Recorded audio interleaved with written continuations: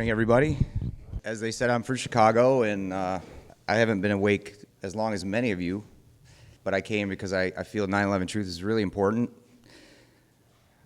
I'm not here to talk about Building 7 or the towers or all that stuff. Actually, the main reason I'm here is because I'm kind of hopeful that Richard Gage is getting tired, and he's ready to retire. And I'm going to take his place. Can I see some hands? Who believes that 9/11 is being Ow. No, I kid, of course. Richard is my hero, as is many of you people are my heroes, because it's, like I said, it's an important thing that we're all doing, and I think we all know that. Even though architects and engineers did not pioneer the 9/11 truth movement, I think we can all agree that they are the foundation of the movement right now. They have that mission that they stick to, they believe in it, it's irrefutable for the most part, and it's standing the test of time. It is the center of this movement. We're here for TAP, which is the Truth Action Project. What is AE 9/11 Truth? It's this organization, it's Richard, it's the board of directors, and they have all this cool information and stuff, but the real lifeblood of 9/11 Truth movement is going to be the Truth Action Project, because it's made up of everyone here and all the people that we don't know yet, the people that we haven't recruited yet, the people on our list that we haven't reached out to yet, which is thousands and thousands and thousands. And this is the lifeblood. This is what's going to make the investigation, I think, actually happen. Architects and engineers have the goods. It's up to us, the activists, the people, to get that message out there. And in order to do that, we have to understand what's the problem. Einstein said, if I had an hour to solve a problem, I'd spend 55 minutes thinking about the problem and 5 minutes thinking about the solutions. I decided to use that as my platform today. 9/11 Truth is the ultimate catch-22. This is kind of the urban version dictionary of a catch-22, but it's a situation in which a desired outcome or solution is impossible to attain because of the set of inherently illogical rules or conditions, or it's a requirement that cannot be met until prerequisite requirements are met, yet the prerequisites cannot be obtained until the original requirement is met. And that's kind of true in a way. It's like you can't get a job without experience, you can't get experience without a job. We need the masses in order to get our mission accomplished. We can't get the masses until we have the masses. The good news is if it were really true, that no one would have a job, right? So, engineers wouldn't be engineers because they didn't have experience to be an engineer, but they eventually became an engineer. So how did they get there? Well, we got to figure that out.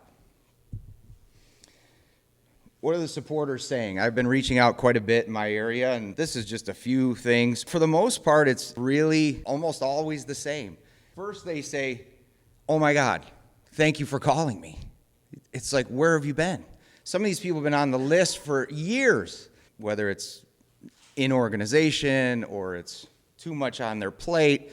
AE is bogged down in the minutia of whatever they're trying to decide to do next, and sometimes the important things get kind of pushed off to the side, and we end up not contacting supporters that signed a petition 3 or 4 years ago.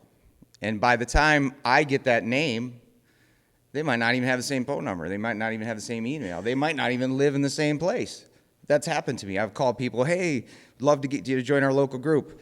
I thought they were from Libertyville, town right next to me. She's like, "Oh, we live in Iowa," or whatever. So I think striking while the iron is hot is very, very important. When someone signs that petition, you say immediately, are you willing to take action? Are you willing to join a local group? Are you willing to spend whatever time you have extra in your day towards this amazingly important cause?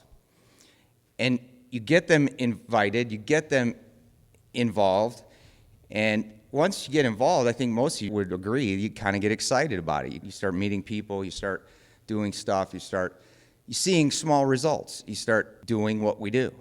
And this is, I think, incredibly important. So what are some of the other things to say? Well, I lost my girlfriend. I lost my boyfriend when I came awake to 9/11 Truth. My friends and family are worried about me. I feel isolated. That actually backs up my first point. They feel isolated. As soon as they hear from us, this is a beautiful group of people. Amazing, smart, intelligent, awesome people with big hearts and a mission in life to make the world a better place. When other people are sitting at home in front of their computers watching YouTube videos, freaking out like the world is so crazy, they get a phone call from one of you guys or me or whoever. They're happy. They're here from us. They want to get involved. They want to have someone that they can talk to. We hear the same stuff over and over. We all recite how we found out about 9/11. We talk about the Pentagon. We talk whatever. It feels good to talk about, doesn't it? I mean, it really does. And it's important. I think the psychologists in the group would say part of healing is talking about it, right? So when you're sitting at home alone, you can't do that. So we got to reach out to these people. We got to recruit them. We got to get them involved. We got to constantly create this family. The world seems so different with the knowledge of 9/11 Truth. You watch the news and everything's upside down and backwards, you know? You watch C-SPAN. You see these pundits on there spouting their rhetoric about keeping the country safe. Who are they keeping us safe from? The real terrorists are them. The most important thing I hear from them is this: I want to do something, I just don't know what to do. I was in that same boat. I spent 2 years on my computer by myself going, oh my God, what can I do, what can I do? And my friends were like, what are you going to do? You can't do anything. You're one person. Well, I'm here. I'm doing something. So are all you all. Everyone here is doing something. That's beautiful. Moving on. One of the problems as well is the activist overload. We've got all these things, and this is just scratching the surface. TPP, Citizens United, campaign finance reform, climate change. How many millions of people are marching for climate change?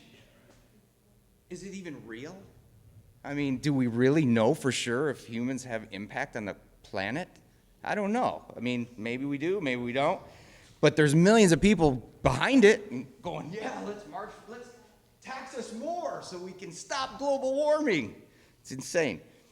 GMOs, tax reform, Citizens Against Government Waste, geoengineering. This is a huge one, but again, it's more people spending their time looking at this stuff and not looking at 9/11 Truth, which I think 9/11 Truth is kind of the pivotal thing, even though it seems a very small thing in the grand scheme of all the other issues. It's kind of like that domino, you know? You tip over the 9/11 Truth domino, all of these are going to go down with it, I think. It's my opinion. I'm a big fan of Abby Martin. I'm sure some of you have heard of her. She's a great journalist. And heard an interview with her the other day, and she said 9/11 Truth is like the third rail. And what happens when we go near the third rail? It hurts, especially if you're a journalist. She has completely flipped her story 180 degrees. She had Richard Gage, Kevin Ryan, Bob McIlvaine, William Binney, countless others on her shows talking about 9/11 Truth. All of a sudden, I don't know what happened. She got a phone call, she got whatever, and now she's like, oh no, it wasn't controlled demolition. She used to volunteer in the AE office.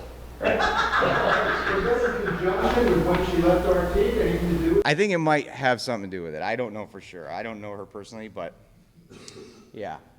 She actually, there was the same interview, she mentioned this quote. She was talking to an AP reporter, and the AP reporter, very respected journalist in the world of journalism, he says, I got to the point where I had to stop talking about 9/11 Truth because I realized I couldn't do my job if I didn't believe what the government was telling us about 9/11. This is an AP reporter. And this is just one. So I put this little graph together, and over on the right, you'll see the global elite, which is, in my opinion, all of the people, that's the 1/10 of 1% that are basically running the world. I know that's a broad stroke, but I think it's true. Then, on this side, I did a little bit of research. I couldn't find much on it. It's really hard to find a number for it. But basically what I gathered was the activists in the world is also 0.1%. It's kind of ironic, isn't it? In the middle, you got everybody else watching the Super Bowl today or doing whatever they're doing. They don't really care about the global elite. They don't really care about 9/11 truth. They're just doing what they do. I don't know what to do with this. It's just what it is. I guess we need to start getting that middle column over to our side. The problem is the global elite, what do they have? They have money. They own the media. They own the governments. They own the militaries. They own supranational conglomerate corporations that run the world. We have slaves and illusion. Exactly. But what do we have? Truth. Bingo.